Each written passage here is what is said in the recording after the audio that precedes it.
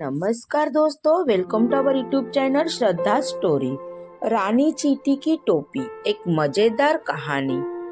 एक गांव में एक पेड़ के नीचे बहुत सी चींटी एक सुरंग बनाकर रहती थी।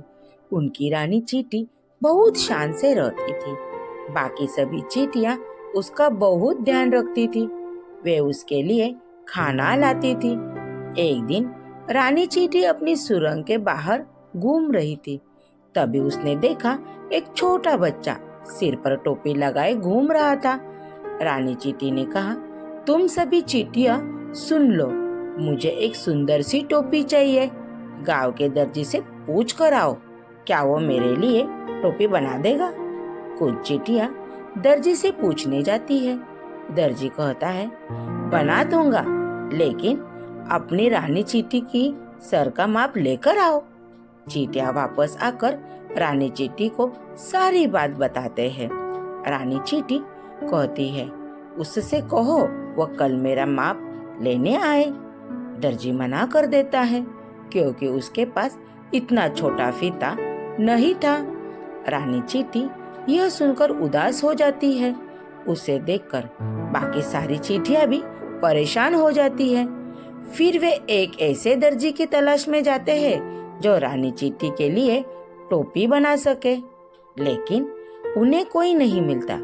इधर रानी चींटी को कुछ भी अच्छा नहीं लग रहा था। वह खाना भी कम खा रही थी। वह दिन ब दिन अपनी सुरंग में आईने के सामने बैठी रहती।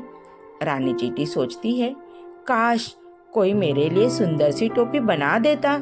वही पास में दूसरे बिल में एक चूहा रहता था। वह रानी चींटी की बात सुन लेता है। चूहा उसके पास जाता है और चूहा कहता है, बहन चिंता मत करो, मेरी पत्नी तुम्हारे लिए टोपी बना देगी। यह सुनकर रानी चींटी बहुत खुश हो जाती है। इधर चूहा अपनी चुईया से इस बारे में बात करता है। चुईया अपनी पूंछ से रानी चींटी का सर का माप ले लेती है और एक सुंदर सी टोपी बनाकर दे देती है। रानी चींटी उस टोपी को देखकर बहुत खुश हो जाती है। उसे देखकर सभी चींटियां भी खुश हो जाती है। रानी चींटी कहती है, आप दोनों ने मेरी इच्छा पूरी की। अगर मैं आपके लिए कोई काम आ सकूं, तो मेरी सारी चींटियां आपकी सेवा में हाजिर है। चूहा कहता है, नहीं बहन, हमने ये सब अपनी मर्जी से किया है। रानी चींटी कहती है, वैसे आपको कभी भी हमारी जरूरत हो तो हम आपके लिए अपनी जान भी दे देंगे। कुछ दिन बाद गांव में बहुत तेज बारिश होती है। चूहा और चूहिया सारी चींटियां पेड़ के ऊपर चढ़ जाती है। तभी एक हाथी बारिश में नहाता हुआ वहां से गुजर रहा था। चूहा उसे देखकर हंसने लगा। उस हाथी को लगा, ये मेरा मजाक उड़ा रहा है। उसने पेड़ से जोरदार टक्कर मारी, जिससे चूहा और चूहिया नीचे गिर गए। दूर से चींटियां ये सब देख रही थी।